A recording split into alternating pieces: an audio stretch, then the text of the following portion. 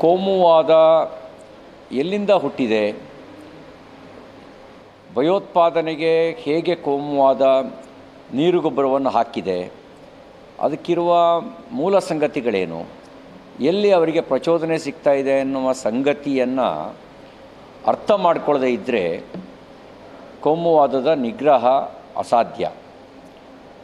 ಯಾಕೆ ಒಂದು ಸಮುದಾಯ ಬಹುಸಂಖ್ಯಾತರಾಗಿ ಅಥವಾ ಸೈಜಬಲ್ ಇರೋ ಕಡೆಗೆ ಮಾತ್ರ ಕಮ್ಯುನಲ್ ಕ್ಲಾಸ್ ನಡೆಯುತ್ತೆ ಅನ್ನೋದನ್ನು ನಾವು ಅರ್ಥ ಮಾಡ್ಕೊಳ್ಬೇಕಾದ ಅವಶ್ಯಕತೆ ಇದೆ. ಹಾಗಾಗಿ ಪ್ರಚೋದನೆ ಕೊಡುವ ಅಂಶಗಳು ಏನೇನಿದ್ದಾವೆ ಅಂತ ವಿಶ್ಲೇಷಣೆ ಮಾಡಿ ವಿಮರ್ಶೆ ಮಾಡಿ ಅದನ್ನು ನಿವಾರಿಸುವ ಕೆಲಸ ಮಾಡದೇ ಇದ್ದರೆ ಬಹುಶಃ ಭಯೋತ್ಪಾದಕತೆಯ ಬೇಗುದಿಗೆ ಬರೀ ಕಾಶ್ಮೀರ ಮಾತ್ರ ತುತ್ತಾಗೋದಿಲ್ಲ, ಇಡೀ ಭಾರತವೇ ತುತ್ತಾಗಬೇಕಾದಂಥ ಒಂದು ದುಸ್ಥಿತಿ ಬರುತ್ತೆ. ಹಾಗಾಗಿ ಇಂಟಾಲರೆನ್ಸ್ ಎಲ್ಲಿದೆ, ಇಂಟಾಲರೆನ್ಸಿಗೆ ಕಾರಣ ಏನು?